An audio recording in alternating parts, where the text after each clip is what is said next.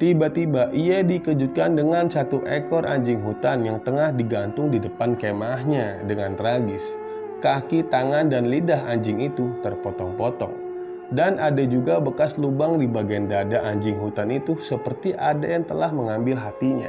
Serta ada tulisan di tubuh anjing itu dengan darah segar.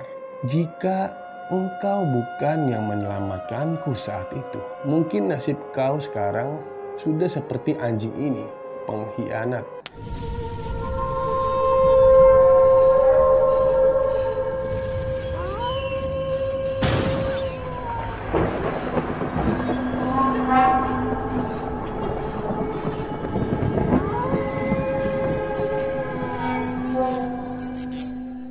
Assalamualaikum warahmatullahi wabarakatuh. Kembali lagi di konten semi, segmen misteri. Bagi teman-teman yang belum menonton kisah Tukik Pengabdi Dukun dari part 1, saran gue teman-teman tonton dulu agar mengerti alur kisahnya. Ada di sini. Mohon maaf jika lama teman-teman menunggu video part 2-nya. Ya teman-teman tahulah, anak gue sekarang sudah 2, jadi agak kewalahan untuk mengatur waktu buat skrip dan syuting dan lain-lain. Oh ya teman-teman, gue ingin kenalin produk gue. Ini dia.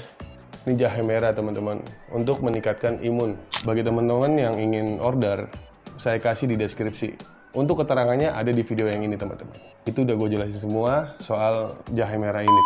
Sebelum masuk ke kisahnya, jangan lupa teman-teman untuk subscribe dulu channel ini dan aktifkan loncengnya agar kalian mendapatkan notifikasi di saat gue mengupload video terbaru. Gue kasih waktu 3 detik untuk teman-teman subscribe. 1, 2, 3. Terima kasih. Tukik Pengabdi Dukun Part 2. Jangan nonton sendirian.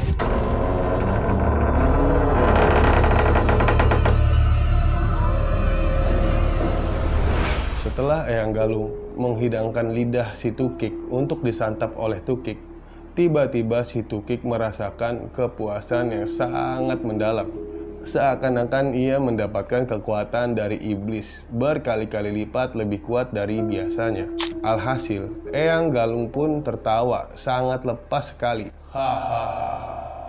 Dan Eyang Galung berkata, "Sampai mati, jiwa ragamu di genggamanku Tukik." Hahaha. Dengan tawa yang agak sedikit emosional. Dan si Tukik pun hanya bisa menunduk patuh pada Eyang Galung. Karena Tukik merasa Eyang Galunglah yang menyelamatkan hidupnya dan mengangkat derajatnya hingga ia menjadi seperti saat ini. Tukik diperintahkan oleh Eyang Galung untuk turun gunung agar menapaktilasi perkampungan-perkampungan di sana. Setelah Tukik menempuh perjalanan berhari-hari, sampailah di suatu desa terpencil di sana. Alhasil, Tukik mendapati banyak sekali yang menjajah kampung tersebut dengan embel-embel keamanan, kemakmuran, dan kedamaian dengan cara merampas hak-hak masyarakat dan menindas penduduk-penduduk di sana. Maklum, karena di zaman itu masih memakai sistem hukum rimba teman-teman. Siapa yang kuat ialah yang berkuasa. Belum seperti hukum saat ini. Di saat Tukik singgah di salah satu warung kecil dan memesan minum di sana dengan bahasa isyaratnya, tiba-tiba Tukik ditertawakan dan dihina oleh pengunjung di sana. Kata pengunjung, "Woi bisu, mau ini?" Isyarat sambil mengangkat gelas miliknya, sambil menghinanya di depan orang ramai. Tukik pun masih terdiam karena ia sudah menjadi bisu. Namun hati Tukik sangat mengutuk keras tingkah pengunjung yang menghinanya. Di saat pemilik warung menghantarkan minuman si Tukik, tiba-tiba pemilik warung itu dihadang dan diambil minuman si Tukik oleh si pengunjung itu. Dan pengunjung itulah yang melayani minuman si Tukik. Setelah ia sampai di hadapan si Tukik dan Tukik ingin mengambil minumannya yang diantar oleh si pengunjung itu yang menghinanya, tiba-tiba si Tukik disiramnya memakai minuman yang Tukik pesan itu oleh pengunjung yang menghina dia tadi. Wih, ia sambil berkata, "Woi dagu, pergi sana. Tempatmu bukan di sini. Jangan bikin selera ngopi saya hilang dengan hadirnya engkau." Sambil meludahi Tukik ke samping. Cueh. Woi, penghinaan sekali. Seketika Tukik pun hilang kontrol dan menggunakan kesaktiannya untuk menembus si dada yang menghinanya tadi. memakai tangannya sendiri hingga jari jemari Tukik menembus ke tulang rusuk orang tersebut dan mengambil hati dari pengunjung itu dengan penuh kebencian dan kemarahan. Orang-orang di warung itu hanya bisa tercengang menyaksikan kejadian tersebut, dan mereka semua langsung lari terbirit-birit setelah melihat keganasan si Tukik membunuh orang yang menghinanya. Tapi ada satu orang memakai topi petani yang masih tenang terduduk di pojokan warung sambil melihat kesadisan si Tukik. Orang itu kasih isyarat pada Tukik untuk segera pergi dari tempat ini, dan si Tukik pun di bawahnya pergi ke tempat persembunyiannya memakai kuda. Di sana orang asing itu perkenalkan dirinya pada Tukik sambil menyodorkan tangannya. Panggil saja saya Musakat. Oh ya, gue jelaskan dulu. Siapa nih Musakat yang menyembunyikan si Tukik? Ia adalah sama seperti Tukik, 11-12 lah. Sama-sama baru turun gunung. Namun Musakat ini hanya mencari orang yang membunuh keluarganya saja, tanpa menyakiti orang yang tidak bersalah. Singkat cerita, Musakat dan Tukik kini berteman dan bersahabat. Dan kejadian pembunuhan tragis si Tukik kini tengah viral di desa itu. Hingga ada sayembara, jika ada yang dapat menemukan si Tukik, si pembunuh itu akan dikasih imbalan sebesar 1 miliar. Ternyata yang dibunuh oleh Tukik itu adalah anak dari orang yang sangat berpengaruh di desa itu. Ia saudagar kaya raya, hingga mayoritas warga desa di sana dipekerjakan olehnya. Sampai-sampai ia bisa melakukan apa saja yang ia dan keluarganya inginkan di desa itu. Ya, di zaman itu, uang dan kedudukan sangat berpengaruh sekali teman-teman. Di saat Musakat mencari makan malam untuk dirinya dan si Tukik, ia menemukan selembaran kertas yang berisi sayembara itu. Dan setelah ia lihat jumlahnya, sangat fantastis sekali di masa itu. Di kertas itu hanya bergambar ciri-ciri fisik dan pakaian yang dikenakan oleh Tukik di saat membunuh orang yang menghinanya. Wajah Tukik hanya dihitamkan saja. Tapi yang Musakat heran, kenapa ciri-ciri Musakat ini ada di dalam sayembara itu. Ternyata nama Musakat juga ikut serta di dalam sayembara itu sebagai pelaku pembunuhan. Ya wajar sih menurut gue, karena Musakat ini membawa kabur si Tukik. Jadi warga desa melihatnya. Sampai kuda yang ia kenakan juga salah satu sebagai ciri-ciri mereka berdua. Wih, di sana Musakat ini merasa kesal oleh si Tukik karena ia merasakan tertuduh telah terlibat sebagai pembunuhan itu. Mau tidak mau, ia tunda dulu pencarian itu dan mulai fokus pada si Tukik.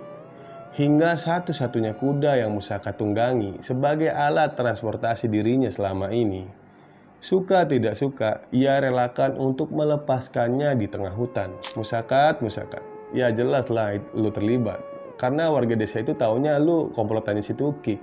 Akhirnya Musakat ini mengatur siasat dan mulai membuat strategi agar bagaimana ia harus memenangkan sayembara itu sebagai ganti rugi Tukik pada dirinya, karena ia sudah melepaskan kuda kesayangannya dan mengorbankan waktu serta tenaganya untuk si Tukik. Singkat cerita, Musakat pun sampai di tempat persembunyiannya dan membawa makanan mentah yang ia cari di tengah hutan. Mereka pun segera memasaknya, dan si Tukik mulai mengeluarkan segumpal daging yang dilumuri darah segar.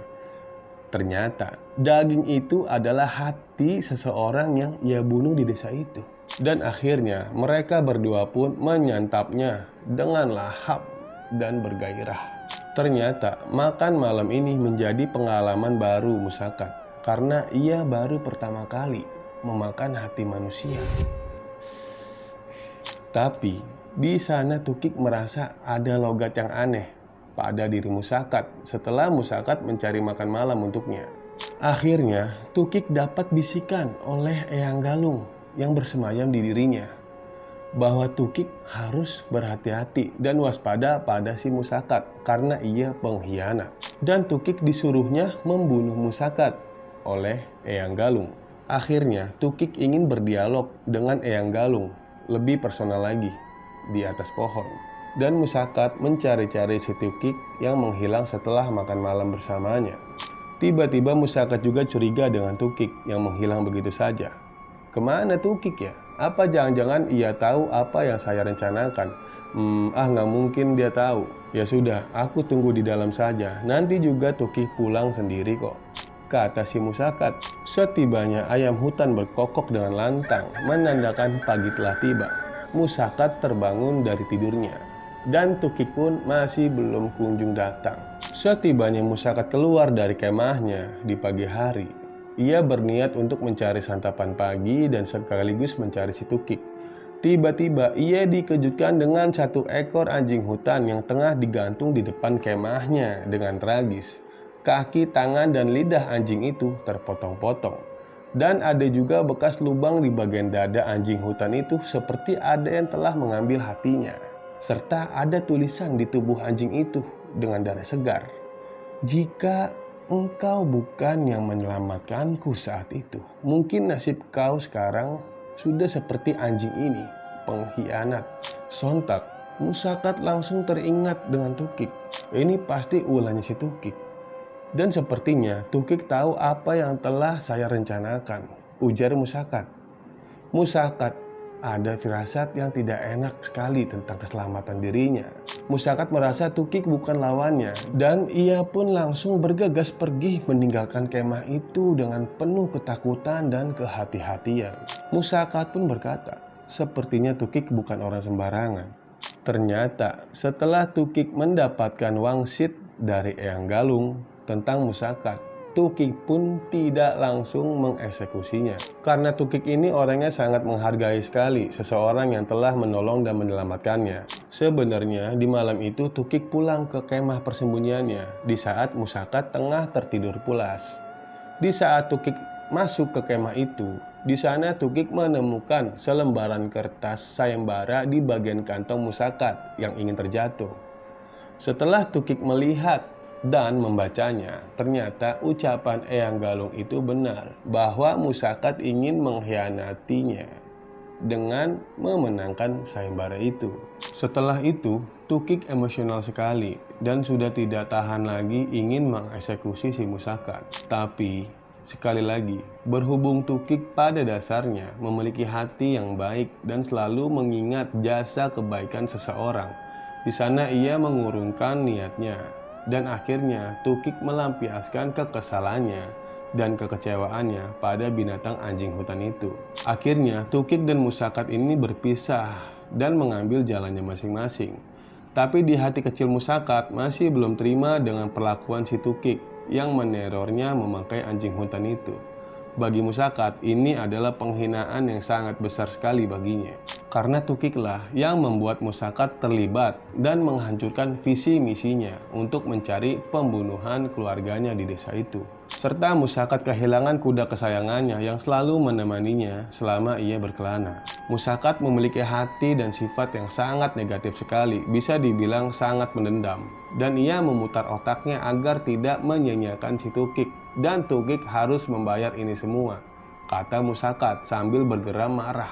Akhirnya Musakat mengadukan bahwa ia telah melihat ciri-ciri seperti orang yang ada di sayembara itu pada seseorang saudagar yang anaknya telah dibunuh oleh si Tukik. Tiba-tiba kemah persembunyian si Tukik dikepung, dikelilingi oleh orang satu desa yang jumlahnya sangat banyak sekali. Tukik pun mengetahui hal itu dan ia tidak kalah cerdas dari Musakat. Ternyata Tukik sudah tidak berada di kemah itu. Tapi Tukik memantaunya dari tempat persembunyian barunya di atas pohon dengan menyatukan dirinya pada alam semesta. Seperti bunglon lah, namanya orang sakti bebas. Singkat cerita, Musakat menjadi tawanan di desa itu karena disangka oleh saudagar penyelenggara sayembara memberikan berita palsu pada satu desa. Suwe lu Musakat. Ia dipenjara di sel bawah tanah dengan terhina. Musakat ambil kesempatan untuk mendalami dan mengasah ilmu batinnya yang ia pelajari selama ini dan berniat untuk melawan si Tukik dengan ilmunya di saat dia dipenjara di bawah tanah.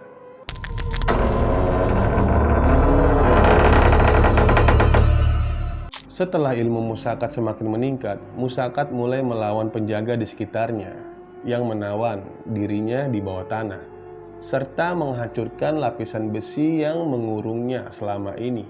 Dan Musakat menjadi pemberontak di desa itu. Setelah dirinya terbebas dari belenggu jeruji besi di bawah tanah bertahun-tahun, ia langsung bergegas mencari si Tukik dibantu dengan ajian ilmu batinnya yang sangat tinggi. Di sana ia masih menaruh dendam yang sangat mendalam pada Tukik. Akhirnya Musakat dan Tukik pun bertemu di atas pohon di tengah hutan. Tanpa basa-basi, mereka langsung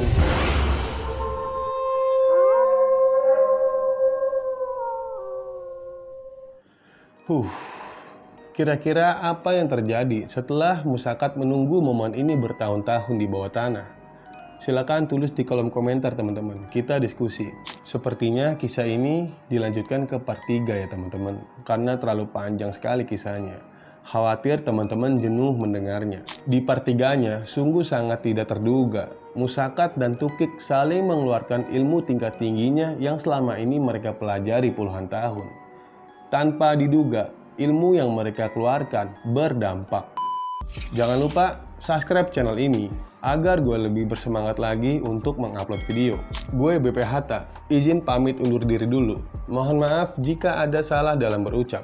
Wassalamualaikum warahmatullahi wabarakatuh. Sampai ketemu di video selanjutnya.